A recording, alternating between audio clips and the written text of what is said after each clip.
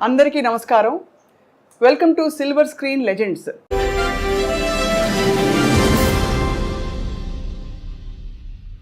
ఇవాళ మాట్లాడబోయే లెజెండ్ ప్రతి భాషలో దాదాపు చాలా రకాల పాత్రల్లో విలన్గా, క్యారెక్టర్ ఆర్టిస్ట్గా, ఇంకా హాస్య నటుడిగా అందరినీ అలరించిన మహానుభావులు. దాదాపు 4.5 దశాబ్దాల నటనా ప్రయాణంతో పాటు జీవితంలోని ఎన్నో అనుభవాల్ని నేరుగా చవిచూసిన దిగ్గజం. అండ్ వారు పద్మశ్రీ పురస్కార గ్రహీతగా కూడా అందరికీ సుపరిచితులు.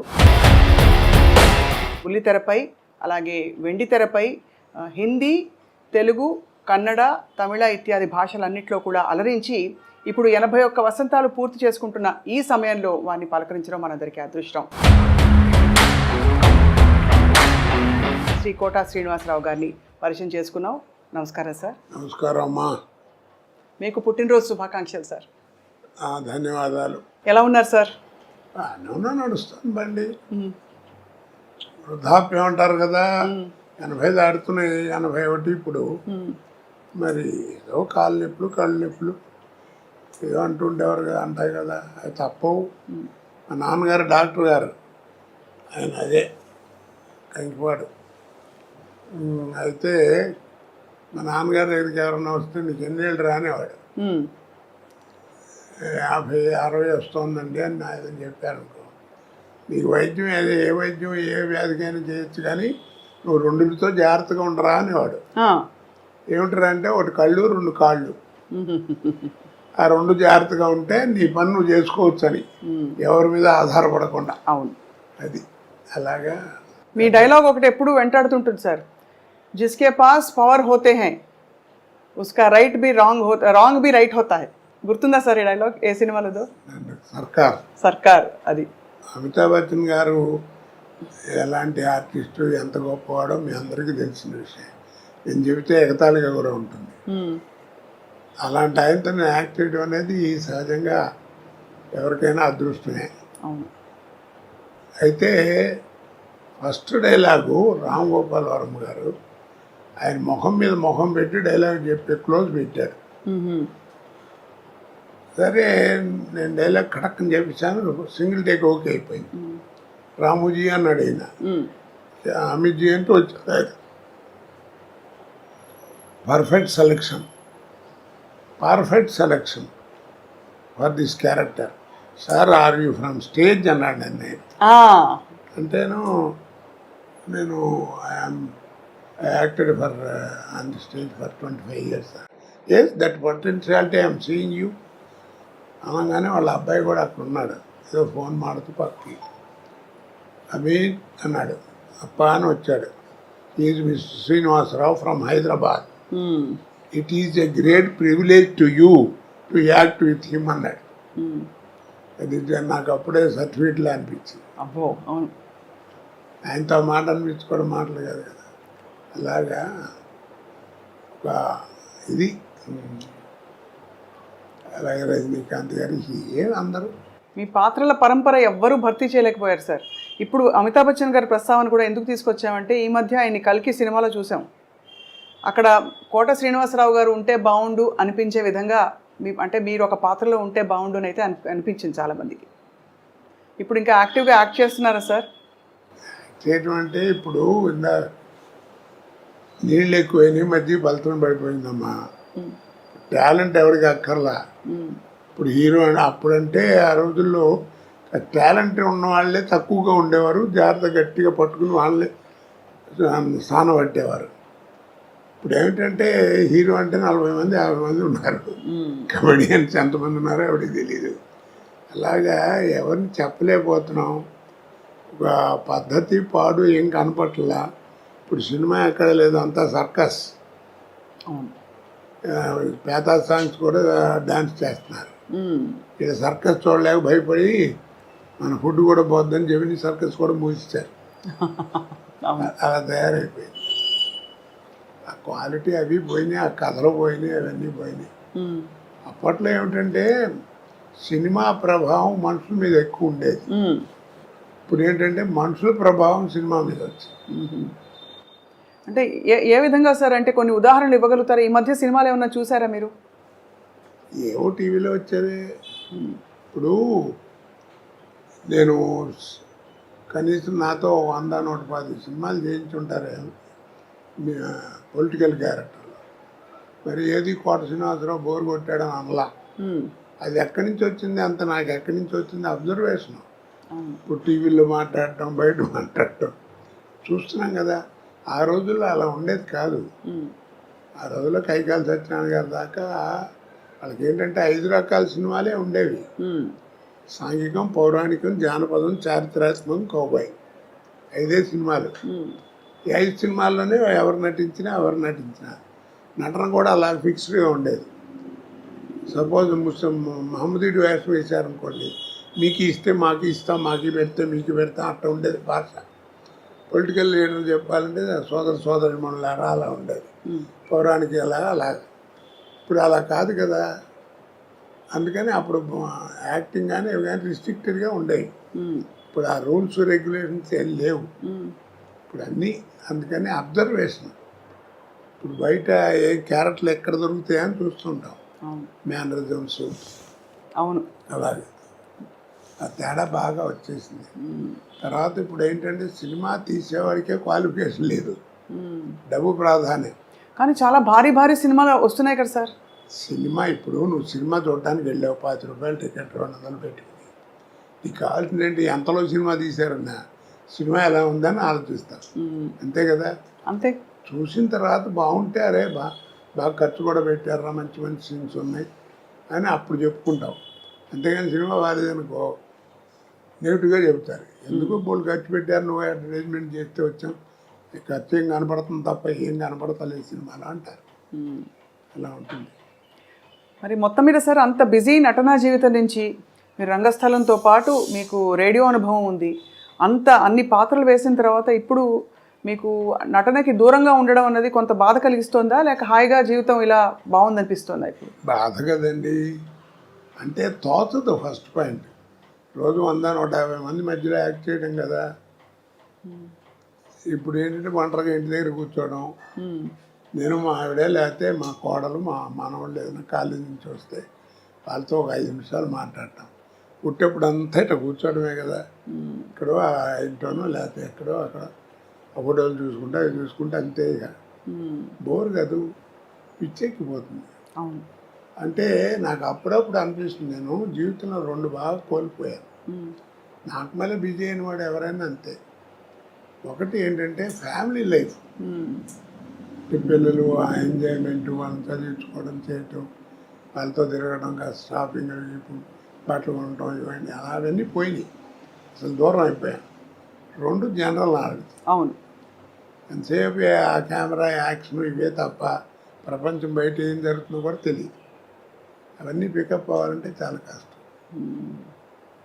సో అలా మీరు మీ స్నేహితుల్ని కూడా బాగా మిస్ అవుతూ ఉంటుంటారు. అంటే సినీ పరిశ్రమలో మీకు బాబుమోహన్ గారు, బ్రహ్మానందం గారు మీరందరూ బాగా దగ్గర కదా సార్? బాగా క్లోజ్. నాతో అందరూ అలాగే ఉంటారమ్మా. ఎందుకంటే నేను ఎవరితో ఏం కాంట్రవర్సీ లేదు, నాకు పోలేదు నేను పడతాను. అందరూ అంటారు ఏదో అని, అందరూ కావాలని కూర్చొని కామెడీ చెప్పించుకుంటారు. సినిమాల మీద జోకులు చెప్తామంటే వాళ్ళు చెప్పించుకుంటారు. అందుకనే 40 సంవత్సరాలు బతకగలిగాయి. లేకపోతే కాంట్రవర్సీ అయితే ఎప్పుడు పంపించేవారు. ఏదో ఒకటి గురించి అనడానికి ఏముంది, అనాలంటే బోళ్ళు అనొచ్చు. నిజమే కదా సార్. అంతే. అంటే కానీ మీకు అనే అర్హత కూడా ఉంది ఒకవేళ. ఏదో అర్హత ఎందుకంటే మీరు మీ స్వానుభవాలే కదా. మీరు 25 ఏళ్ళు రంగస్థల అనుభవం ఉందంటే అది తీసిపారలేని విషయం. ఆ రోజుల్లో మాండలికాలు ఇవన్నీ నేర్చుకోవటం అంటే తమాషానా. టీవీ వస్తుందని ఎవరు అనుకున్నారు కదా. నాటకాలు మొట్టమొదటి అసలు రేడియో లేని మన లేవు. అవును. అసలు రేడియో దగ్గర ఏంటంటే వాయిస్ని ఎలా ఉపయోగించుకోవాలి, మైక్ని ఎలా వాడుకోవాలి, ఎక్కడ ఒత్తు, ఎక్కడ కామా, ఎక్కడ ఫుల్ స్టాప్, ఇవన్నీ నేర్చుకుంది రేడియో దగ్గరే కదా. అవును. భాష. కాబట్టి అక్కడ అది పునాది రాయి. తర్వాత ఈరోజు పురోగతికి అదే పునాది రాయి. తర్వాత టీవీ వచ్చేవాడికి ఏమైపోయిందంటే మాకే థ్రిల్, నాకే ప్రతివాడు ఫీల్ అవుతారు అది నటుడు. ఎందుకంటే నాటకాలు అంటే ఫోటోలు ఉంటాయి, ఇలా పెట్టిన ఒక యాక్షన్ ఫోటో ఉంటుంది, అలా ఉంటే అలా ఉంటుంది స్టడీగా. కానీ మనం నడిస్తే ఎట్లా ఉంటాం, మాట్లాడితే ఎట్లా ఉంటాం, అది ఎవరికి తెలియదు. మొట్టమొదటి నేను ఫీల్ అయింది నా లైఫ్లో, నేను ఎక్స్ప్లెయిన్ చేయలేను థ్రిల్ ఏంటంటే 2 నిమిషాలు. గోవింద్ చౌదరి అని టీవీలో ఉండేవాడు, ప్రొడ్యూసరు. ఆయన రికార్డ్ చేసి ఫస్ట్ డే పండగ వచ్చింది నాటిక. అదే నాటిక ఫస్ట్ రేడియోలో టీవీలో నా తెలుగు నాటకం ప్రదర్శించబడటం అదే. ఆ రికార్డ్ చేసి రే ఒకసారి చూసుకోండి వస్తుంది ఇప్పుడు అని చూపిస్తున్నాను చూపించాడు. పెద్ద యాంగ్షస్ ఏంటంటే నా బొమ్మ ఎప్పుడు వస్తే ఎప్పుడు వస్తాను అంటే మనం నడిస్తే ఎట్లా ఉంటాం, మాట్లాడితే ఎట్లా ఉంటాం, ఎలా చూస్తే అట్లా అసలు తెలియదు కదా. చూసుకుంటే ఆ 2 నిమిషాలు అసలు ఇక ఎవరిని చూసేది కళ్ళము నీళ్ళు వచ్చేసింది నాకు. అదొక అదృష్టం కదా. అవును అవును అవును. ఆ రోజుల్లో అదేది. తర్వాత సినిమా ఇప్పుడు. సో అలా మీరు మరి సినిమా నటన మీకు అలా అమర్నట్టుగా అన్ని క్యారెక్టర్స్ అద్భుతంగా వచ్చి పడ్డాయి. ఒక్కొక్కటి ఒక ఒక రకం, ఒక అన్ని రసాలు, అంటే మధ్య మధ్యలో నవరసాల్లో లేని రసాలు కూడా పండించారు మీరు. అది ఇప్పుడు ఒక మాట చెప్పినా నేను. చెప్పండి సార్. ఆర్ట్ అనేది ఒకటి ఇచ్చేది కాదు, ఒకటి పెట్టేది కాదు. వస్తుందా కొంత అబ్బాయిలు నీకు శరీరంలో శారీరకంగా అంటారే, నీకు ఒరిజినల్గా వస్తూ ఉండాలి. కోట శ్రీనివాసరావు ఇప్పుడు ఇవన్నీ చూశారు, ఒకసారి దివే అన్ని ఫోటోలు. ఇప్పుడు ఇవన్నీ చూస్తే ఏమవుతుంది, మీకు ఆశ్చర్యం వేస్తుంది ఎలా చేశాడు ఏంటి. అవును చాలా సార్. ఇన్ని పాత్రలు, పద్మశ్రీ దాకా ఇవన్నీ. ఇది దీనికి ఒకటి చక్కగా చెప్తాను. నీకు పెద్ద గుమ్మడికాయ అంత టాలెంట్ ఉంటే కుదరదు, అర్థమైందా? పెద్ద గుమ్మడికాయ అంత టాలెంట్ నా దగ్గర ఉంటే కుదరదు. ఆవగిందంత అదృష్టం కూడా ఉంది. అది అవునవును. ఆ 2 కలిసి వచ్చిన వాడే కోట శ్రీనివాసరావు. అద్భుతం. మరి ఆవగింజంత అదృష్టం ఇప్పుడు ఎందుకు వెంటాడలేదంటారు? ఎందుకు మీరు ఇంకా పాత్రలు వేయట్లేదు? పద్ధతి మారిపోయిందమ్మా. ఇప్పుడు ఏదో మారింది, కాలం మారింది, జనరేషన్ మారింది అంటారు. జనరేషన్ ఏం మారలా. సూర్యుడు తూర్పునే ఉదయిస్తున్నాడు, పడవని ఉత్తరిస్తున్నాడు. పాఠ్యం ఇదే తదియే వాడుతున్నాం, చేస్తాం, వైశాఖం చేస్తాం, ఆ సడవని వాడుతున్నారు. అమావాస్య కూడా క్యాలెండర్ చూస్తే 2 నిమిషాలు అటు ఇటు వస్తుంది. అన్ని మతాల్లోనూ ఒకటే భావం ఉంటుంది. అన్నీ ఉన్నాయి, అవేం మారలా. మరి ఇంకా కాలం మారిందంటారు. మనం మారాం. ఎన్టీ రామారావు మొట్టమొదటి 50 ఏళ్ళప్పుడు 60 ఏళ్ళప్పుడు శ్రీదేవితో డ్యాన్స్ చేసే రోజున ఎలిఫెంట్ బాటంలోని ఇంత లూజ్ ఉండేది ప్యాంటు. అది వేసుకుంటే రోడ్డు మీద నడుస్తుంది, దుమ్ము నడిచేది. అదే డ్యాన్స్ చేస్తుంటే అబ్బా రామారావు ఏం చేశాడు, దుమ్ము లేకొట్టాడు డ్యాన్స్ అని. పిచ్చిదనం మన చిన్నతనం కదా. ఆ తర్వాత ఏమైంది, టైట్ ప్యాంట్ వచ్చింది. ఇప్పుడు ఎంత వచ్చింది, చించుకోవడం వచ్చింది.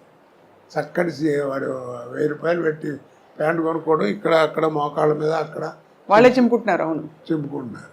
కాబట్టి మనం మారాం, కాలం ఎక్కడ మారింది. అది జనరేషన్ మార్పు అంటారు, అన్నీ ఒకటిదే. ఈ మధ్య వచ్చిన సార్ సినిమాలు ఏమన్నా మీరు థియేటర్లో చూడడం వీలైందా, మీకు వీలు పడిందా? ఏది ఈ మధ్య వస్తున్న సినిమాలని థియేటర్లో చూడడం వీలు పడిందా? సలార్ వచ్చింది, అంతకుముందు పుష్ప, ఏమి అసలు. ఎందుకంటే వెళ్ళినా మన సుఖం ఉండదు. ఏం కోటగారు ఈ మధ్యన రావట్లేదు, ఏంటి మీరు లేరు సినిమాల్లో, అది ఇదని ఈ ప్రశ్నలు ఎక్కువ అవుతాయి. మన చూడని ఎవరో వాళ్ళు సరిగ్గా చూడరు, అందుకని దూరంగా ఉంటాం. అందుకని దేవుడి దగ్గరికి వెళ్ళటానికి కూడా నాకు భయం. ఎందుకంటే వాళ్ళ కాన్సన్ట్రేషన్ పాడవుతుంది. అది అవును అవును. కానీ సార్ మీకు నచ్చుతున్నాయా ఈ మధ్య వస్తున్న సినిమాలు? మీరు ఏం వింటున్నారంటే అప్పటికి ఇప్పటికి ధోరణి మారింది, అంటే టెక్నికల్ ఆస్పెక్ట్స్ బాగా ముందుకు దూసుకెళ్ళిపోయాయి అంటున్నారు కదా సార్. అంటే నేను వేరే ఉద్దేశంతో అంటాం కాదు, ఉన్న విషయం చెప్తున్నా. బాహుబలి బాహుబలి అన్నారు, అది రిలీజ్ ముందు పార్ట్ 1 పార్ట్ 2 రిలీజ్ ముందు 6 నెలల ముందు నుంచి మనకి బాహుబలి బాహుబలి అని ఉంచారు. దానికి తగ్గట్టుగా విజయం పొందింది, ప్రపంచ ఖ్యాతి పొందింది, దర్శకులకి అందరికీ పేరు వచ్చింది, అందరికి బాగుంది. కాదండి అంటలా. ఇప్పుడు ఎవరైనా చెప్పుకుంటున్నారా కదా, మరి అంత గొప్ప సినిమా కదా, మరి ఎవరు చెప్పుకోరే. మరి అదే ఓల్డ్ మాయాబజార్ తీసుకొచ్చామనుకోండి, ఇవాళ 6 ఏళ్ళ కుర్రాడి దగ్గర నుంచి 60 ఏళ్ళ ముసలాడి దాకా అందరూ వెళ్ళి కూర్చుంటారు. ఇప్పుడు దాంట్లో ఆ తివా సీట్ వెళ్ళటం, రామలింగయ్య గారు, వంగర్ సుబ్బయ్య గారు ఆ తాంబూలం వేసుకోవడం, పట్టం మీద కూర్చోవడం, లేవటం, నెమ్మదిగా వెనక్కి జరగకుండా మళ్ళీ ఇటు రావడం, కర్రలు వాటంత నడిచెళ్తాం, చెప్పులు నడిచెళ్తాం. ఆ షాట్ తీయమనండి, ఇప్పుడు తీయలేరా? తీస్తారు. కానీ కోట్లు ఖర్చు పెడతారు. అప్పుడు ఇంతే ఉండే టెక్నిక్, కానీ ఇంత చూపించారు అవును కదా. అవును సార్. కాబట్టి నేను అందరికీ అదే చెప్తున్నాను, ఆ సినిమాలు చూస్తామంటే ఓల్డ్ ఈజ్ గోల్డ్ అంటారు. మీకు ఓల్డ్ ఈజ్ గోల్డ్ అనే తెలుసురా, మీరు తెలుసుకుని గుర్తుపెట్టుకోవాల్సింది ఒకటి ఉందన్న. ఏమిటన్నాడు? Gold never become old. అద్భుతం. అవును.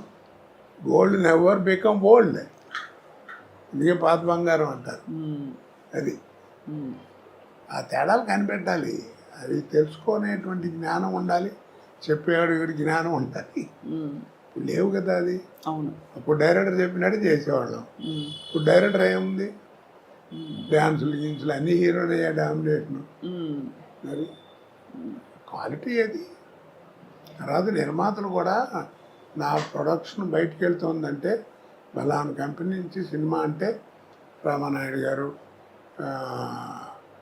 జగపతి రాజేంద్ర ప్రసాద్ గారు, వీళ్ళందరూ పెద్ద పిఏపి సుబ్బారావు గారు, కేవీ రెడ్డి గారు, ఈ సంస్థలు ఏమిటి, ఆ సంస్థల్లో సినిమా వస్తుందంటే ఒక స్టాండర్డ్ ఉందని లెక్క, ఒక పద్ధతిగా.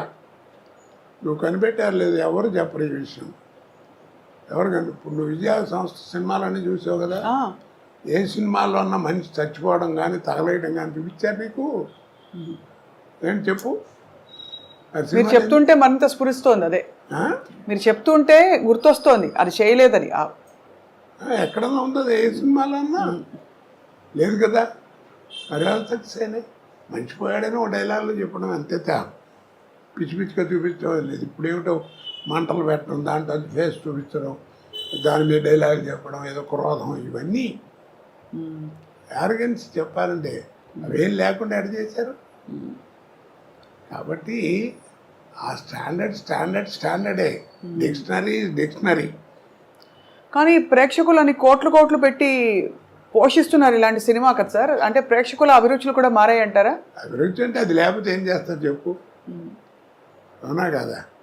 ఇప్పుడు జబర్దస్త్ అని ఏదో ప్రోగ్రాం వస్తుంది, పిల్లలు ఇప్పుడు టీవీ పెట్టారనుకో అదే వస్తుంది, అది లేకపోతే ఇంకోటి తెలియదు వాళ్ళకి, అదే కామెడీ అనుకుంటున్నారు వాళ్ళు.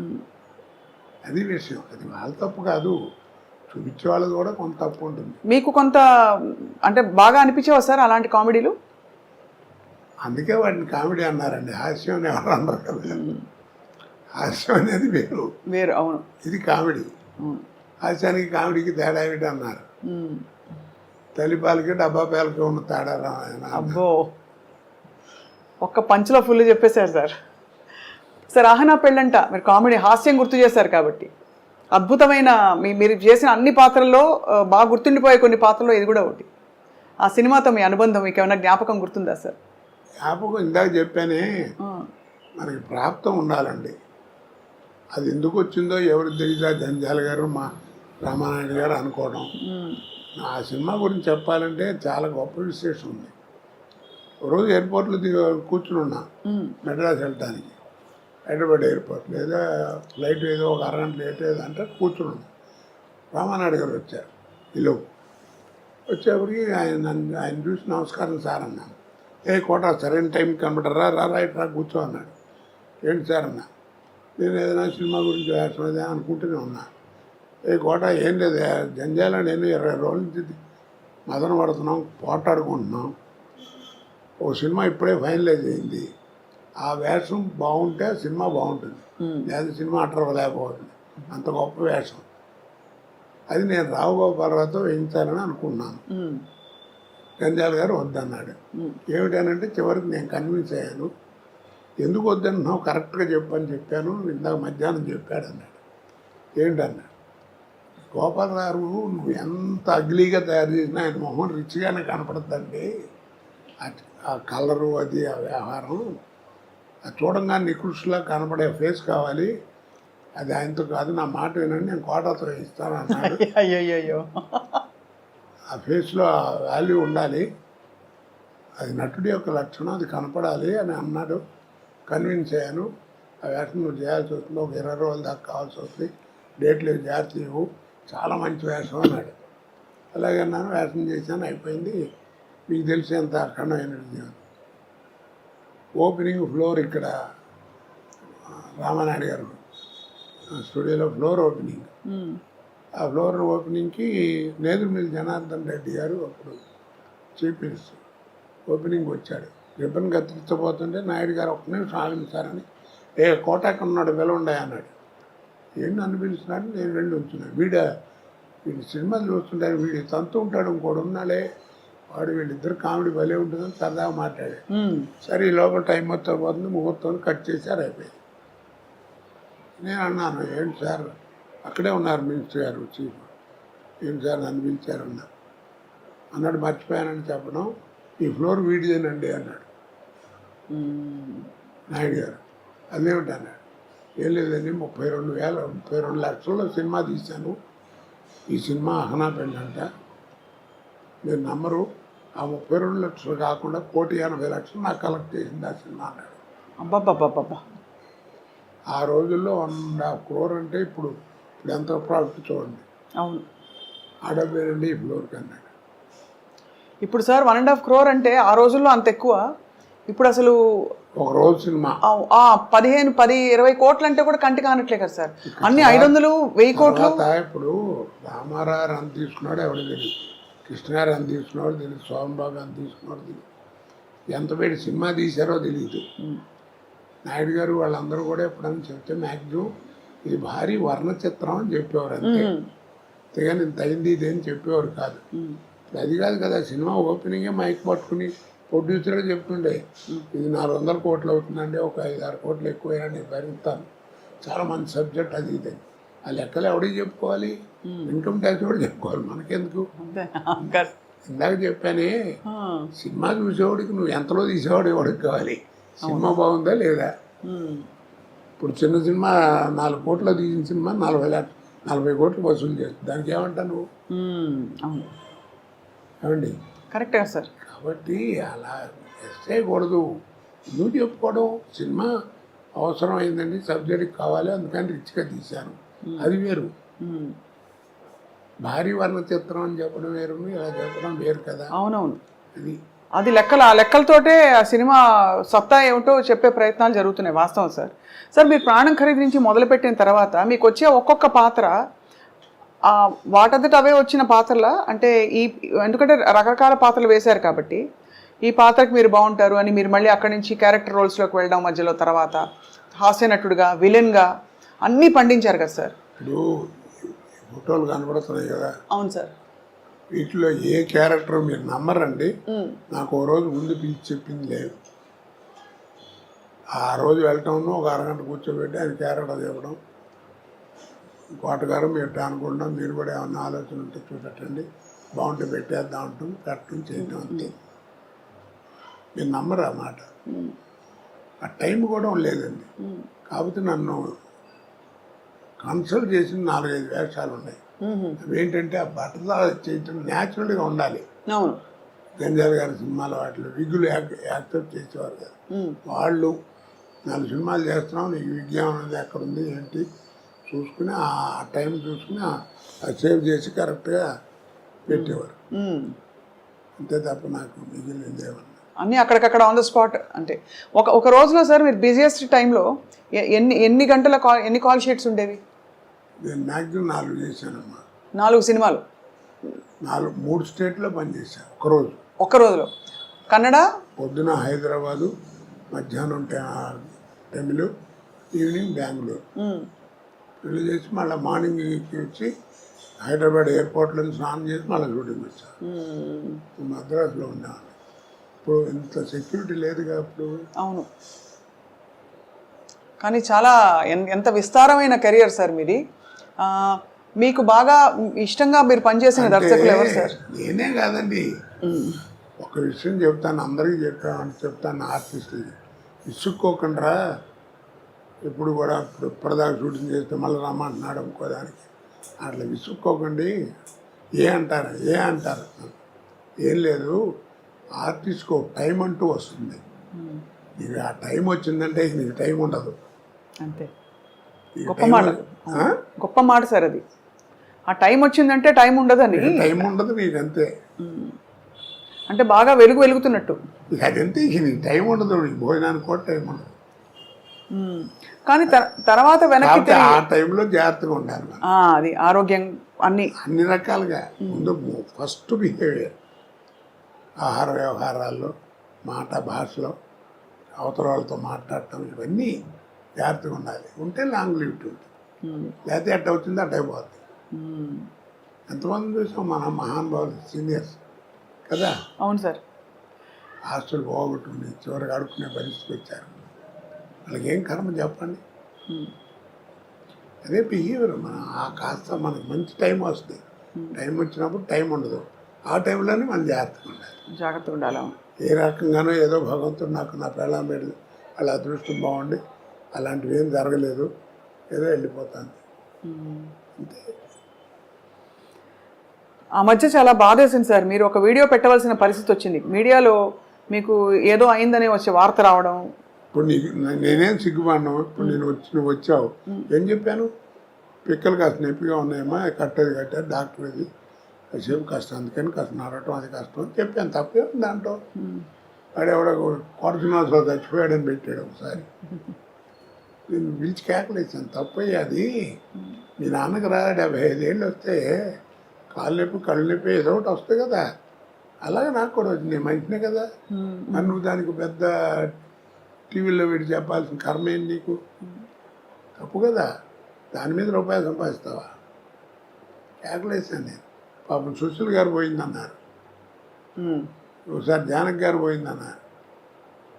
ఆవిడ పాపం అమెరికాలోనే ఎక్కడ ఉంది అప్పుడు సుశీల్ గారు. ఆవిడ అక్కడి నుంచి ఇంటర్వ్యూ, నేను బాగానే ఉన్నాను, నా మీద అట్ట పెట్టకండి. ఎదుగో అక్కడ ఫోటోలు ఉంటాయి ఆవిడతో. జానక్ గారు ఫోటో లోపల ఎక్కడ ఉండాలి, అది కెమెరా ఫోటో తీయించలేదు నేను బయట. ఇంటికి వచ్చారు, ఇంటి భోజనాలు చేశారు. చాలా అందరూ వస్తుంటారు నా ఇంటికి. ఇప్పుడు వస్తారా సార్ బాబుమోహన్ గారు, బ్రహ్మానందం గారు? ఎందుకంటే బాబుమోహన్ గారు మీరు కాంబినేషన్ అదిరిపోయింది అందరికీ. అదొక కాంబినేషన్ అండి. అది ఇండస్ట్రీలో ఎవరికి పెద్దగా రాదు. అది ఎలా గోపాలరావు, రావు గోపాలరావు, రామలింగయ్య గారు అంటే వాళ్ళ వేషాలు పెక్యులర్గా ఉండేవి. అవును. మా ఇదేంటంటే ఒక స్టాండర్డ్ కామెడీ, స్టాండర్డ్ అంతే కాదు. ఆడిదంతా వీడు పడతాడు, ఆడిదంతా ఇస్తున్నా. ప్రతి సినిమాలు తెలిసి కూడా నవ్వేవారు. తర్వాత బాబుమోహన్ మంచి టైమింగ్ ఉన్న ఆర్టిస్ట్. సినిమాలు చూస్తే వాడి తన్నులు చూస్తే అసలు అట్ట కాలు తగిలి ఎరగదు, అట్ట టచ్ అవడం అంటే పడిపోయాడు. మంచి టైమింగ్ ఉన్నాడు. ఎందుకంటే డాన్స్ అది వచ్చు అతనికి, అదొక అది ప్రాప్తం. అది సార్ మీరు అన్నట్టు రంగస్థల అనుభవం, రేడియో అనుభవం, అది వాయిస్ మాడ్యులేషన్, హావభావాలు, బాడీ లాంగ్వేజ్ కొంతవరకు. కానీ డాన్స్, పౌరాణిక పద్యాలు ఇవన్నీ కూడా నేర్చుకున్నారా సార్ మీరు? నేను పౌరాణిక పద్యాలు నేర్చుకోలేదమ్మా. పౌరాణిక చిన్న నాటకాలు పెద్దగా వేయలేను. అప్పుడు పద్యాలు ఎలా మీకు? దాంట్లో పద్యాలు పెట్టలేదు, పెద్దగా పెట్టలేదు. ఓకే, అలా అలా పెద్దగా కాదు, పద్యం పెట్టుకున్నాను ఎంతసేపు ఇలాగే. దులిపాల్ గారు దుర్యోధనుడు అద్భుతంగా ఉంటుంది. అమ్మాయి సభ చేస్తుంది, ఆయన పాట పద్యం ఉండదు దాంట్లో. ఒక పద్యం చదివేవాడు, కౌరవ పాండవులు వెలుపెను కాలం చెరువు అయ్యి అని కృష్ణుడు. అది కూడా మామూలుగా చదివేవాడు. మీరు శాసనసభ్యులుగా ఒక టర్మ్ చేశారు. రాజకీయాల నుంచి అప్పుడు తర్వాత మీరు దూరం అయ్యారా, లేక అవసరం లేదు ఇంకా చాలించుకున్నారా? నేనే చాలు, అనవసరం ఇట్టాను దాంట్లో. నచ్చలేదా సార్ రాజకీయ జీవితం? బాగాలేదనిపించిందా? నచ్చలేదమ్మా, నాకు సూట్ కాలేదనిపించింది. ఎందుకంటే మీరు రాజకీయపరమైన వేషాలు చాలా వేశారు. ఒక టైంలో మీకు కొంచెం గొడవలు కూడా అయ్యాయి ఆ మండలాధీశుడు సినిమా తర్వాత. సో మరి రాజకీయాలు మీకు అసలు ఆ వాతావరణం నచ్చలేదంటారు. అయితే ఎందుకు నచ్చలేదు సార్? అంటే చాలామంది అదొక అవకాశంగా, అదృష్టంగా కూడా భావిస్తారు కదా. అంటే నేను పనిచేసినప్పుడు పాలిటిక్స్ అండి. ఇప్పుడు పాలిటిక్స్ ఆ ట్రిక్కులు నాకు రావు. మనకి ఎందుకని దూరంగా ఉన్నా. అవును. కానీ అదే సార్ అనిపిస్తుంది, అంటే అంత గొప్ప జీవితం, గొప్ప అవకాశాలు మీకు వచ్చిన తర్వాత ఇప్పుడు మీరు టైం అంతా మీరు కుటుంబం నుంచి దూరంగా ఉన్నాను, కష్టపడి పనిచేశాననే ఫీలింగ్లో ఉన్నారు కదా సార్, బాధ. సో ఇప్పుడు మీకు మీ దేవుడు ప్రత్యక్షం మీకు ఏం కావాలని అడిగితే ఏం కోరుకుంటారు సార్? మీ ఇంకేమైనా? నేను ఎప్పుడు మనసులో ఉండే కోరిక ఒకటేనండి, నేను చచ్చేదాకా నటించాలి, చచ్చిన తర్వాత నటుడిగా బతకాలి. అది నా కోరిక. అది సార్ అంటే ఇవాళ చాలా అద్భుతమైన మంచి సందర్భం, మీ పుట్టినరోజు సందర్భంగా మాట్లాడుతున్నాం కాబట్టి మీరు ఎప్పుడూ చిరంజీవిగా మీ పాత్రల ద్వారా ఉండిపోతారు సార్ మనసుల్లో అదే ఎప్పటికీ. అలాంటి పాత్ర రావాలని నా ఉద్దేశం.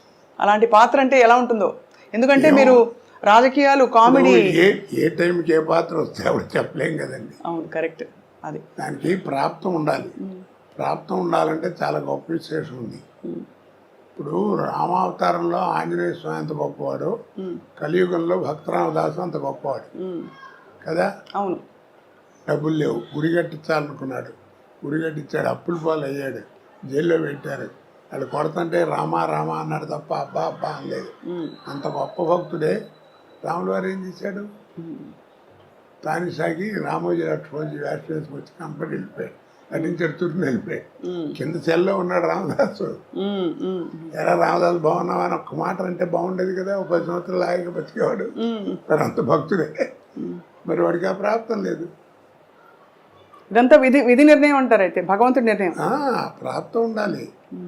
నాలాంటి 6 భక్తుడు మళ్ళీ రాముల వారిని అడిగాడు, ఏమయ్యా మరి కనపడితే బాగుండేది కదండి, పాపం ఒకసారి బాగున్నాం అంటే 10 సంవత్సరాలు బతికేవాడు హాయిగా, మీరు అలా వెళ్ళిపోవడం అన్యాయం అంటే, రేపు పిచ్చోడా వాడికి నేను కనపడి ఏం చేయాలి, దేవుడు ఉన్నాడు అంటున్నాడు. నాకే అనుమానం వస్తుంది నా అవతారం మీద, గాలి నీరు భూమి అన్నీ రాముడే అంటున్నాడు. అసలు నా రూపం ఏంటో నాకు తెలియట్లేదు. నేను వాడికి కనపడి ఏం చేయాలి, వాడు తురుష్కుడు, వాడు దేవుడు లేడు అంటున్నాడు, అందుకని కనపడ్డాను. పైగా నువ్వు కనిపెట్టావు లేదో, నేను రామోజీ లక్ష్మణజీ వేషంలో వెళ్ళాను, నేను రాముల వారు వెళ్తే చూడలేడు, చచ్చిపోతాను.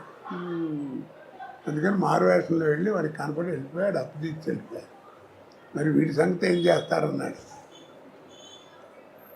రామదాసు అని. ఇప్పుడు రాముల వారు అన్నాడు, నేను భక్తుడికి కనపడను రా, ఐక్యం చేసుకుంటా అన్నాడు.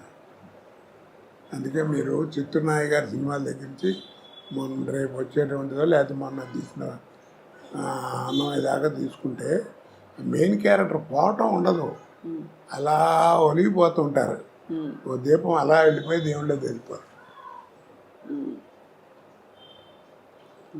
హిందూ భావాలు చాలా ఉన్నాయి, అది అన్ని మతాల్లోనూ ఉంటుంది ఆ భావం, ఎందుకు ఉండదు.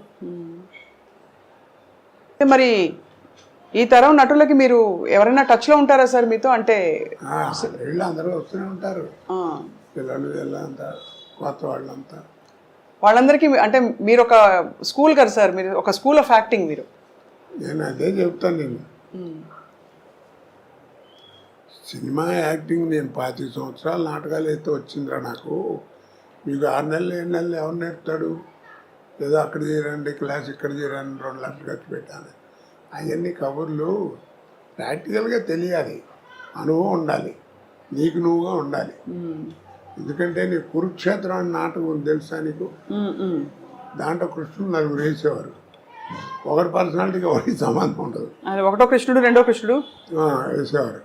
వాడి గాత్రం వేరు, వీడి గాత్రం వేరు, హార్మోని పెట్టి వేరు, వాడి హార్మోని పెట్టి వేరు. కానీ 4కి 1 సుమారు కొట్టేవారు ప్రతిపద్యానికి. ఎందుకని? దాని అర్థం ఏంటి? You must arrest the auditorium with your performance. కానీ ఇప్పుడు అంతా హీరో సెంట్రికే కదా సార్ సినిమా ఇండస్ట్రీయే. ఇప్పుడు సినిమా తీయడమే కథానాయకుడి చుట్టూ అల్లే కథలు ఎక్కువగా. నేను చెప్పాను కదా, కాలం మారిపోయింది. అది సార్, ఇప్పుడు మాయాబజార్ 100 days ఫంక్షన్ బజార్లో దుర్గా కళామందిరంలో చేశారు నా చిన్నతనాలు. ఇలా 3 అంకి తిరగేస్తే ఎట్లా ఉంటుంది, అట్లా ఉంది స్టేజ్. ఇలా వచ్చి ఇలా వచ్చి ఇలా వచ్చింది. ఏంటంటే ఈ చివరేమో రంగారావు, ఈ చివర ఆర్ నాగేశ్వరరావు కూర్చున్నారు, మధ్యలో ఎన్టీ రామారావు అన్నాడు. ఈ నాగేశ్వరరావుని ఎవరిని చూడలేదు, ఎవరు అందరి టైం కూర్చున్నారు పొట్టిగా. అప్పుడు మాట్లాడుతూ సిఎస్ఆర్ ఆంజనేయులు గారు మాట్లాడుతూ, మాయాబజార్ సినిమా అంటే హీరో ఘటోత్కచుడు రంగారావే, ఎవరెన్ని వేషాలు వేసినా వాళ్ళు అయితే ఆ సినిమా లేదు, గొప్పగా చేశాడు, అది ఇదని చెప్పి చాలా పొగిడుతూ మాట్లాడేది. అయితే ఆర్టిఫిషియల్ టాలెంట్ అంటే తోటి నటుడిని మెచ్చుకోవడం. అప్పుడు రంగారావు తర్వాత మాట్లాడుతూ, ఏదో నన్ను పొగిడారు, సిఎస్ఆర్ మాత్రం తక్కువ, శకుని పాత్ర ఆయన చేస్తే తప్ప ఇంకెవడేసినా ఎక్కదు, అంత గొప్పగా చేశాడు అవన్నీ. ఒక్క మాట అండి ఏమీ లేదు, I'm a personality artist, is a performance artist అన్నాడు. ఆహా. నా పర్సనాలిటీ అడ్వాంటేజ్ ఆయనకి లేదు, కానీ వాంఛ అలా చేశాడంటే ఏంటి, గొప్ప విశేషం కాదు మరి.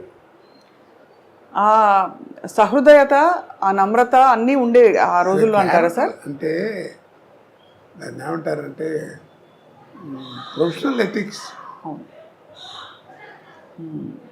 మనం కూడా చేయాలి, అలాంటి వేషం చేసి డబ్బులు సంపాదించాలనుకునేవారు, కానీ ఆడికి రాకూడదు నాకు రావాలి అనుకునేవారు కాదు. అలా గర్వపడి పాడు చేసుకునే వాళ్ళే అందరూ, పోయిన వాళ్ళందరూ. రాజనాథ్ గారు, కాంతారావు గారు, పద్మనాభం గారు, వీళ్ళంతా ఏమిటి క్యారెక్టర్స్ ఫెలోస్. ఏదో కొద్దిగా గొప్ప మనం కూడా కాస్త మంచిగా ఉన్నాం కాబట్టి భగవంతుడు ఈ పొజిషన్లో ఉంచాడు.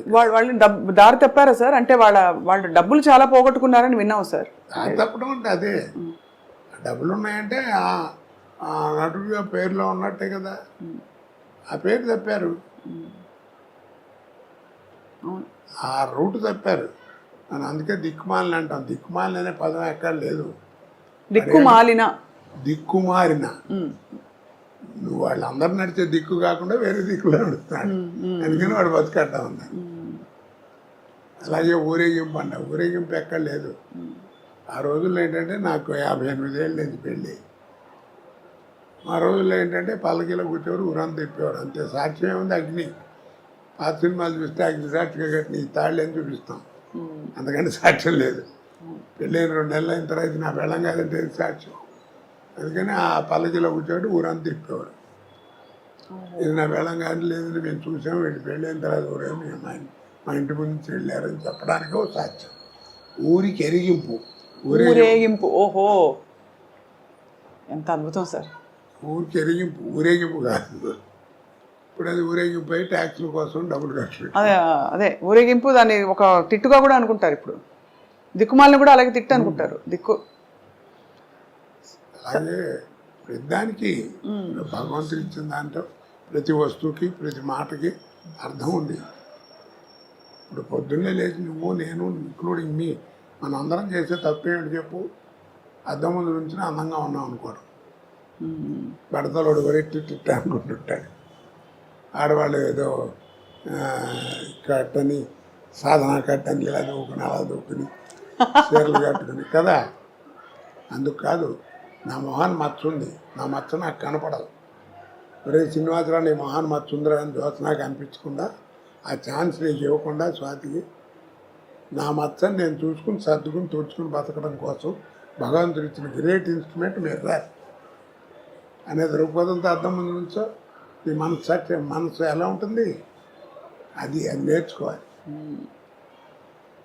మీరు చాలా నిర్దిష్టమైన అభిప్రాయాలు కలిగి ఉండి సార్, ఎక్కడ అంటే కేవలం లౌక్యంతో మాత్రం కాకుండా మీరు నమ్మినది ఇదే కరెక్ట్ అని అంటూ కూడా ఇన్ని సంవత్సరాలు సినిమా ఇండస్ట్రీలో, ఒక పరిశ్రమలో, అంటే అక్కడ మానవ సంబంధాలే ప్రధానమైన పరిశ్రమలో. ఇప్పుడు నమ్మకం ఉందండి, మన జీవితం మన ఎదురుకుండా కనపడుతుంది. అది నేనేం బయటి విషయాలు చెప్పట్లేదే, నేను రామాయణం భారతం గురించి చెప్పట్లా. ఒక రోజున ఒక అతను మామూలుగా మాట్లాడుతూ, నాతో కొలీగ్ పనిచేసినవాడు, ఒక రోజు ఏదో మాట్లాడుతూ జీవితం అంటే టెన్షన్గా ఉందన్నాడు. జీవితం అంటూ టెన్షన్ ఎందుకురా, ఫైనాన్స్ ఏమన్నా తెచ్చి అదేం లేదు, టెన్షన్ వస్తుంది తక్క, వీళ్ళందరూ ఉద్యోగాలు చేసుకున్నారు, నాకేం లేదు, ఏమిటో నాకు తెలియదురా, జీవితం అంటే టెన్షన్గా ఉంటుంది అన్నాడు. జీవితం అంటే ఇంకా టెన్షన్ ఎందుకురా, ఆ పదంలోనే అర్థం ఉంది కదా అన్నాను. అదేమిటి అన్నాడు, రాయి తెలుస్తుందన్న. రాశాడు జీవితం అని, చివరికి ఏముందన్న, 0 ఉందన్నాడు. అదేరా జీవితం, పిచ్చి ఉంటాను. ప్రతి పదంలోనే అర్థం దాంట్లోనే ఉంటుంది కదా. 0 ఉంటుంది చివరికి, అంతే. పెద్దలు పోతే, పుణ్యాత్తులు పోతే పూర్ణం అంటారు, నాలంటే అర్భవుడు పోతే శూన్యం అంటారు, అంతే తేడా. కాబట్టి దేవుడు ఉన్నాడు లేడు అంటారు. నారా తాతారావు గారిని పేరు విన్నావా ఎప్పుడన్నా? నారా తాతారావు విన్నాను సార్. పద్మభూషణ్ ఇచ్చారు ఆయన, పెద్ద గ్రేట్ ఇంజనీర్. అవును అవును. ఆయన పేరుతో ఇప్పుడు మనకి బెజవాడ వెళ్తుంటే ఇబ్రహీంపట్నం దగ్గర రింగ్ రోడ్ దగ్గర నారా తాతారావు థర్మల్ స్టేషన్ అని ఉంటుంది. అంత పెద్ద గౌరవం ఉన్నవాడు, విద్వత్ ఉన్నాయి. రామారావు టైంలో ఎలక్ట్రిసిటీ బోర్డు చైర్మన్ కూడా చేశాడు. ఆయన ఎందుకు ఇచ్చారు మరి నీకు ఇంత బిరుదు అని అడిగామనుకో ఏమంటారు, నేను కరెంట్ క్రియేట్ చేశాను అంటాడు. కరెంట్ క్రియేట్ చేశాను. కరెంట్ లేకపోతే ప్రపంచం లేదు ఇవాళ, తెలుసు కదా నీకు. అవును. మరి ఆయన దగ్గరికి వెళ్ళి కరెంట్ క్రియేట్ చేశారని కదా నీకు ఇంత ఇచ్చారు, మరి నీ పిల్లలు లేరంట కదా అన్నాం అనుకో, ఎవరు చెప్పాడు రేడు మా పెద్దబాయ్ అంటాడు. మరి ఇది వాడి క్రియేషనేగా. అవును. మరి నీ కొడుకుని చూపించావు కదా, ఇది నీ క్రియేషను. మరి కరెంట్ నీ క్రియేషనే కదా, నీకు ఇంత గౌరవం అందుకే జరిగింది. ఆ కరెంట్ చూపించమని అడగని చూపిస్తాడేమో, చూపించగలడా? కాబట్టి దీంట్లో అర్థం ఏంటి? The power which is created by you, the power which is created by you, which you cannot see, which you cannot touch, that power is a god. అది నువ్వు అల్లా అనుకో, జీసస్ అనుకో, ఏమనుకుంటావు అనుకో, power is a god, G O D god. Such a beautiful revolution sir. మీరు చెప్తుంటే నిజమే అనిపిస్తుంది కదా సార్. చెప్పగలడా? చూపించలేడు. అక్కడ దాకా ఎందుకు పోయిన అంత ఎక్స్ప్లెనేషన్ అక్కడ simple. Without X there is no mathematics. అవునా? ఎక్స్ లేదే మ్యాథమెటిక్స్ లేదు. అవును. వాట్ ఈజ్ ఎక్స్ చెప్పండి? What is X? మనం ఏరిస్తే అదే. ఎక్స్ బదులు వై పెట్టు. What is Y? నువ్వే క్రియేట్ చేసావు దాని గురించి చెప్పలేవు. The power which is created by you, which you cannot see and touch, that power is a god. వాడే భగవంతుడు. అందుకే రూపాలను ఊహించుకు పెట్టుకోవడం తప్ప మనం ఎవరు చూడలేదు. ఈ డిస్కట్లు ఊరికే ఈ మిసాలు ఉంటాయి, ఏడు గడ్డాలు ఉంటాయా, ఇవన్నీ పిచ్చి మాటలు. ఎవరి తత్వం వాడిది, నా నమ్మకం అది. నేను దేవుడి ధ్యానం చేసుకునేటప్పుడు నేను జయమాలితో జ్యోతిలక్ష్మితో బోల్డ్ సినిమాలు చేశాను. నాకు వాళ్ళు జ్ఞాపకం రాకుండా మనసులోకి, అందుకని ఏదో ఒక విగ్రహం పెట్టుకుని దేవుడు అనుకుని కాన్సన్ట్రేషన్ కోసం పెట్టుకుంటున్నాను. అంతేగాని నాకు నేను చూశాను వాళ్ళతో తిరిగాను కాదు దేవుడితో. ఎట్ట మర్చిపోతాం? నేను ఇండస్ట్రీకి వెళ్ళినప్పుడు కొత్తలో ఆయన శత్రు డైరెక్టర్ సత్యమూర్తి గారు, ఆయన డైరెక్టర్, ఒక సారాగొట్ట ఆపరేటర్ వేషం నాది. అది ఓపెనింగ్కి డ్యాన్స్ గీన్స్ పాట పెట్టాడు. నాకు తెలీదు ఇవాళ పాట ఉందా, నువ్వు కాసేపు నైట్ పని చేయాలని చెప్పాడు. సర్లే అనుకుని వెళ్ళాం. వెళ్తే ఏదో మ్యూజిక్ గీజిక్ వేసారు, అయిపోయింది. కోట రాని వాళ్ళిద్దరు వస్తారు, డాన్సులు రాగానే ఇట్లా లేవాలి అని అన్నాడు. సరే అని ఇట్లా లేద్దామని రెడీగా రిహార్సల్ చేసి కూర్చున్నాం. తక్కువని యాక్టప్పుడు జ్యోతిలక్ష్మి జయమాలి ఇద్దరు వచ్చారు. ఎదురొచ్చి నా తోళ్ళ మీద కూర్చున్నారు. నాకు ఎట్ట ఉంటుంది? సినిమాలు ఎక్కడ చూసాను, అంతే కదా. 10 టేకులు తీసుకున్నా. ఏందంటాడు. అప్పుడు జ్యోతిలక్ష్మి గారు అంది, మీరున్నాండి నేను చెబుతాను, ఏమండి నీకు ఆశ్చర్యం వేస్తున్నావునా? అవునమ్మా, నాకు అసలు ఆశ్చర్యం మీతో నేను కళ్ళ కూడా అనుకోలేదు అంటే, అది అంతేనండి అందరూ అనుకుంటారు. పర్లేదు, ఏం పర్లేదు అని కాసేపు సరదా మాట్లాడి అంటే మేము మళ్ళీ టేక్ అయిపోయింది. తర్వాత 10 సినిమాలు చేసిన ఇద్దరం కలిసి. అది వేరు సంగతి చెప్తున్నా. అలాంటి భావాలు ఏం రాకుండా ఏదో పెట్టుకుని ఓ దేవుడు అని చూసుకుని ఒక విగ్రహం పెట్టుకుని ఓగతో పెట్టుకునేది, అంతేగాని దానికి ఇదేం కాదు. అందుకే అంటారు పెద్దలు ఏమని చెప్పాడు, మనసు ఫ్రెష్గా ఉండాలి. అంతేగాని స్నానం చేసేవా లేదా, అది చేసేవా లేదా, ఇవన్నీ కాదు, మనసు ఫ్రెష్. శంకరాచార్యులు వారు చెప్పాడు, మనకి బంధువులు లేరన్నాడు. అర్థమైందా? బంధువులు లేరు. మీ నాన్న నీవు ఇంత పైకి రావడానికి ఎంత కష్టపడి చేశాడు, వాడు చేసి వెళ్ళిపోతాడు, చేతులు కడుక్కుని వెళ్ళిపోతాడు. నీ పిల్లలు నువ్వు చేస్తావు, నువ్వు వెళ్ళిపోతావు. ఇట్స్ వ్యాపారం. కాబట్టి మనకి ఇదేం లేస్తాను. మరి ఎవరు బంధువులు ఉన్నారన్నాడు. మరి ఎవరు వాళ్ళు? కానీ వాటికి రూపం లేదన్నాడు. ఆ బంధువులకి ఆకారం లేదు, కానీ బంధువులు ఉన్నారు మనకి. ఎవరు వాళ్ళు? సత్యం మాత. సత్యం అనేది నీ తల్లి, పితా జ్ఞానం, నీ జ్ఞానం అనేది తండ్రి. సత్యం మాత, పితా జ్ఞానం. ధర్మో భ్రాత, నీ ధర్మగుణం నీ సోదరుడు, తోడబుట్టినవాడు. దయాసఖ, నీ దయాగుణం నీ స్నేహితుడు. శాంతి పత్ని, నీ శాంతి గుణం అనేది నీ భార్య. క్షమాపుత్ర, క్షమాగుణం అనేది నీ పుత్రుడు. షడైతే మా బాంధవ, యారేరా నీ బంధువుడు అన్నాడు. సత్యం మాత, పితా జ్ఞానం, ధర్మో భ్రాత, దయాసఖ, శాంతి పత్ని, క్షమాపుత్ర. యారురా నీ బంధువుడు. అందుకని గుండె మీద చేసి చెప్పు అంటాం మనం పెద్దవాళ్ళు. రాత్రులు పడుకున్నప్పుడు మనిషి బాగుపడాలంటే ఏమి చేయక్కర్లేదు, అలా పడుకుని గుండె మీద చేసుకుని ఇవాళ ఈ ఆరుగురితో ఎలా ఉన్నాను నేను అని ఆలోచించుకోవచ్చు. చాలు నువ్వే బాగుపడతావు. ఎలా ఉన్నా, మంచిగా ఉన్నాను, చెడ్డగా ఉన్నాను ఏంటో నాకు నీకే తెలుసు. ఇక్కడ నీ క్వశ్చన్ ఆయన చెప్పాడు, సమాధానం కూడా ఆయన చెప్పేశారు. అవును, అది జీవితం. కాచి వడబోస్తారు సార్ జీవితాన్ని మీరు అద్భుతంగా. వ్యక్తిగతంగా అలాగే మీరు అన్ని రసాలు చూశారు. విషాదం చూశారు, సంతోషం చూశారు, విజయం చూశారు. మరి నేను పడ్డ బాధలు ఎవరన్నా పడ్డారు? నీకు తెలుసు కదా అన్ని. అవును సార్. మరి నా కీర్తి ప్రదేశ్లో అంత గొప్పగా ఇచ్చాడు, బాధలాడ ఇచ్చాడు. నా అదృష్టం ఏంటంటే ఈ రెండింటిని తట్టుకునే గుండె ఇచ్చాడు. వాటి చేతి తాగిపోతే ఎప్పుడో నాశనం అయిపోయాడు. మంచి జీవితాన్ని ఇచ్చాడు. ఎంత మంచి జీవితం చూడు. ఎవరు ఎట్టక్కల చెయ్యి, ఇంకా ఏదో ఎవరినో వస్తే ఒక రూపాయి సాయం చేసే పొజిషన్ ఉంటాను. అలాంటి జీవితం ఎంతమంది నాయన బలాన్ని పీరియడ్ కొంచెం బాగాలేదు జాగ్రత్త అని చెప్తుంది అంతే. అంతేగాని ఈ క్షణం బాగుండదు, ఇది బాగుండదు, ఇది బాగుండదు అని ఎవడు చెప్పలేడు. కాస్త జాగ్రత్తగా ఆ పీరియడ్లో ఉండటం కోసం నీ గైడెన్స్. కానీ అసలు జీవితం అది కాదు. నీ లైఫ్ స్పాన్ ఎవరు చెప్పలేరు. అవును. ఎందుకంటే నువ్వు తల్లి కడుపులోంచి బయటపడి భూమి మీద పడంగానే కేర్ మనం అరుస్తాం కదా, ఏడుస్తాం. అవును. ఇక్కడ కేర్ మనగానే పైన బేరం అనే డేట్ ఫిక్స్డ్. కేర్ మంటే పైన బేరం అనే డేట్ ఫిక్స్డ్.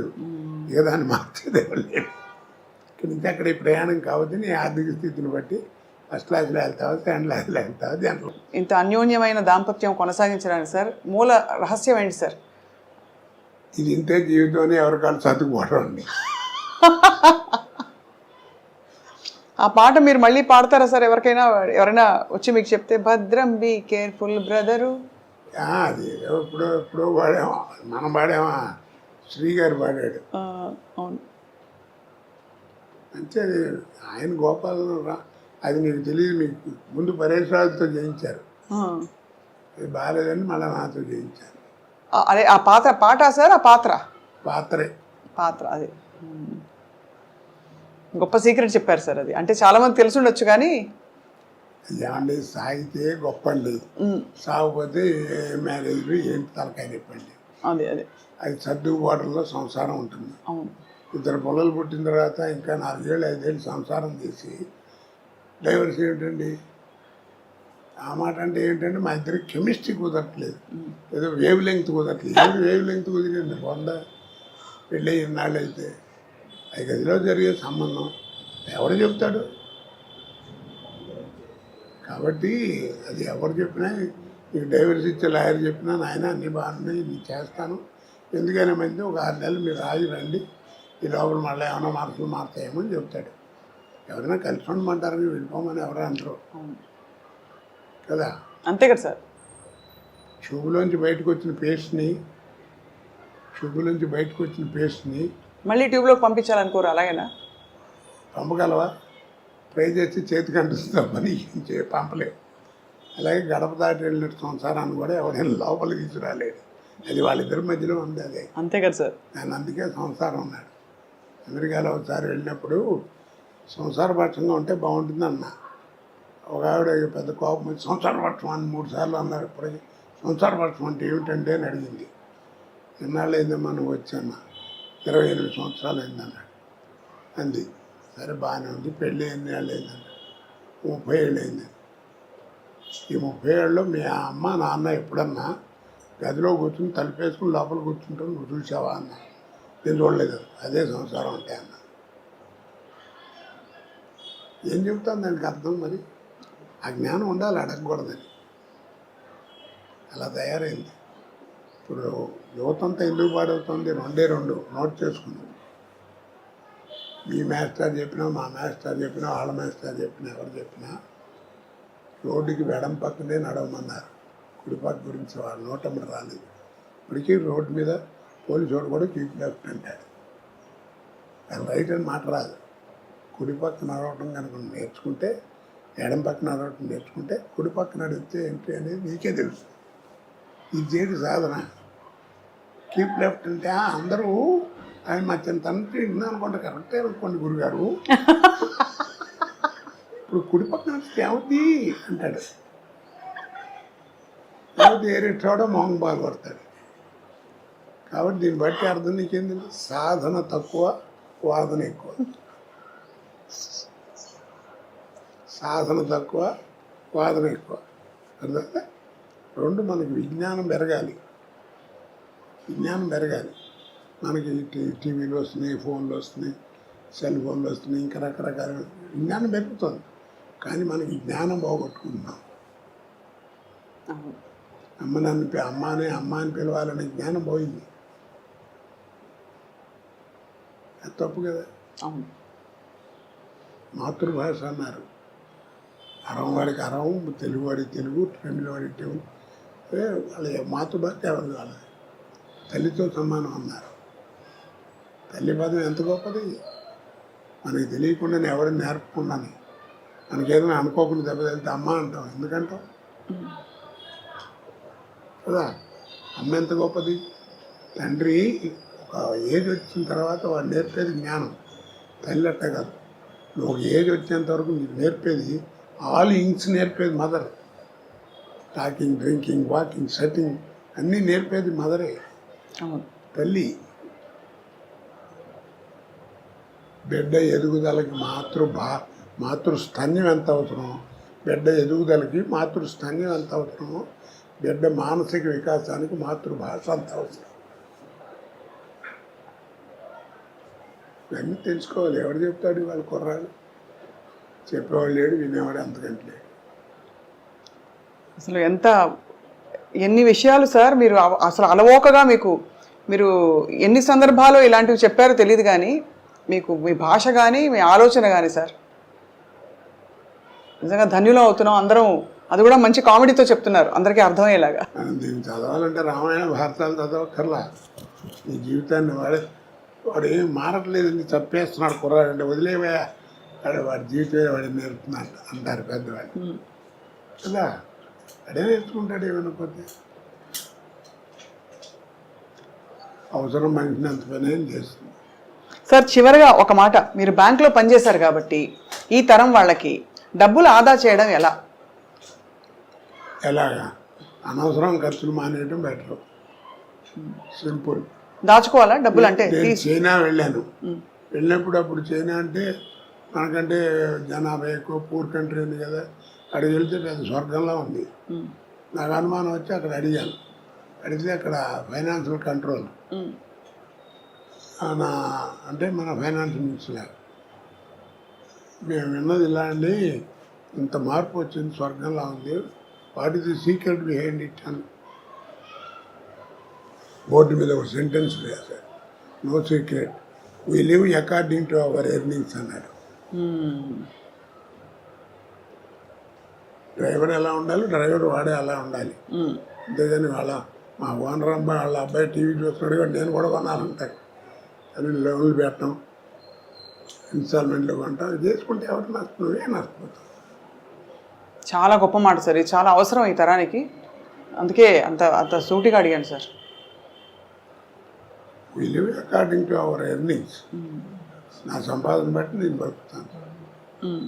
టాలీవుడ్లో తెలుగు చిత్ర పరిశ్రమలో ఈ డ్రగ్స్ బాగా ఇప్పుడు వ్యాపించి కేసులు అవుతున్నాయి కదా సార్. ఏం డ్రగ్స్ ఏముంది, నువ్వు చేసుకునేది దాన్ని. అందుకే మాదక ద్రవ్యాలు అన్నారు. ఆ రోజుల్లో కూడా ఉంది, వ్యభిచారం ఉంది. ఉందా సార్? ఆ రోజుల్లో ఏమో మా చింతనంలో ఏదో ఒక గ్రామం, ఒక విలేజ్, దానికి ఒక పద్ధతి, ఒక ఇది ఉండేది. ఇప్పుడు అక్కడ దాకేందుకు మన వాళ్ళు పర్మిట్ అని పెట్టారు మందు తాగడానికి. అది మరీ ఒక్కళ్ళ కూర్చుంటే అయితే బాగుండదని కొన్నాళ్ళు అయ్యేటప్పటికి కాస్త నలుగురు కలిసి సరదాగా ఎంజాయ్ చేస్తే బాగుంటుంది, అనవసరంగా అలాగే ఉండవని క్లబ్లను పెట్టారు. ఇప్పుడు ఆ క్లబ్లు పోయి పబ్బులను పెట్టారు. ఇప్పుడు ఆ పబ్బులు పోయి 4 కోట్లు పెట్టి ఇల్లు కట్టాడు అనుకోండి, మా ఇల్లు చాలా బాగుంటుందండి ఆయన అన్నీ చూపించి, ఇది మా ఇంట్లో ఇది పబ్ హౌస్ అంటాడు. అది గొప్ప, అక్కడ బార్ ఉంటాయి, అదే ఇంట్లో బార్ పెట్టాడని గొప్పగా చెప్తాడు మనకి. మా ఆయన రోజు నన్ను కొడుతున్నాడు, ఇది తాగొచ్చి తాగితే ఏమవుతుందని పెళ్ళం అయింది అనుకోండి, ఏమవుతుంది అది బతుకు. అది మర్చిపోతున్నారు. మాకు ఉంది కాబట్టి కట్టించామనుకుంటున్నారు. అదేంటే మాదక ద్రవ్యాలంటే మాదకం చేసుకుని తాగితే బ్రెయిన్ పనిచేయదు. అంటే ఒత్తిడి వల్ల అవుతుందో మరి ఈ మధ్య చాలా అంటే చిత్ర పరిశ్రమలో ఎక్కువ అన్ని చోట్ల ఉన్న సమస్య అది. అదేంటంటే కాస్త 10 మందికి తెలిసిన వాళ్ళం కాబట్టి బలానా వాడు తాగుతున్నాడు, బలానా వాడు డ్రగ్స్ తీసుకున్నాడంటే పాపులారిటీ ఉంటుంది కాబట్టి మన వాడతారు. అన్ని చోట్ల అన్నీ ఉన్నాయి. అవును. సరే, ఎన్టీ రామారావు గారిని మీరు ప్రస్తావించారు కదా. రామారావు గారి కాలంలో ఆయన మనవడైన జూనియర్ ఎన్టీఆర్ ఇప్పుడు దేవర సినిమా కూడా రిలీజ్ కాబోతోంది. సో ఆయన నటన కొంత ఏమున్నా నేను అతను గురించి ఒకటేనండి, ఎప్పుడు చెప్పేది ఒకటే. ఇప్పుడున్న యంగ్స్టర్స్లో కొద్దిగా గొప్ప విషయం ఉండి సత్తా ఉన్నవాడు ఎవరన్నా నటుడు ఎవరన్నా అంటే వాడే జూనియర్ ఎన్టీఆర్. వాడి తర్వాత ఎవడైనా నా ప్రకారం. పొట్టిగా ఉంటాడన్నారు, వాడి పొట్టితోనే వాడిని కాపాడుతాం చంద్రమోహన్ లాగా. ఎందుకంటే వాడు ఎవరికి కాంపిటీషన్ కాదు, వాడికి ఎవరికి కాంపిటీషన్ లేదు. పైగా పద్యం ఏ విషయంలో డైలాగ్ కానీ డ్యాన్సుల్లో కానీ ఏదైనా యాక్షన్లో కానీ విషయం ఉన్నవాడు వాడు. ఆయన అందుకే ఆయన పిచ్చోడు ఏం కాదు. రామారావు ఒళ్ళో కూర్చొని బొట్టు పెట్టి రామారావు అని పేరు పెట్టింది. ఆయనే పెట్టారు కదా సార్ పేరు? ఆయనే పెట్టాడు. బాగుంది సార్. ఇవాళ ఒక చిత్ర పరిశ్రమలోని కొన్ని విషయాలు, అలాగే మీ జీవితంలోని బోలెడు విషయాలు, ఇంకా మీరు చెప్పిన ఇతర విషయాలు అయితే కొత్త విషయాలు, జీవితం గురించి, బంధాల గురించి చొచ్చుకుపోయాయి సార్ మనసులోకి. మీ అనుమతితో మీ పుట్టినరోజు సందర్భంగా మేమందరం కలిసి మీతో ఒక కేక్ కట్ చేస్తాం సార్. కేకా? అదేంటి నా పుట్టినరోజు మీరు కట్ చేయడం? అంటే మీరు కట్ చేస్తే మేము మీ అందరూ తినవా? తింటాం కూడా సార్. జన్మదినమిదం ఐ ప్రియ సఖే శంతనూతు తే సర్వదా ముదం ప్రార్థయామహే భవశతాయుషీ ఈశ్వర సదా త్వాం చ రక్షతు పుణ్యకర్మణా కీర్తిమార్జయ జీవనం తవ భవతు సార్థకం. Happy birthday to you, happy birthday to you, happy birthday sir.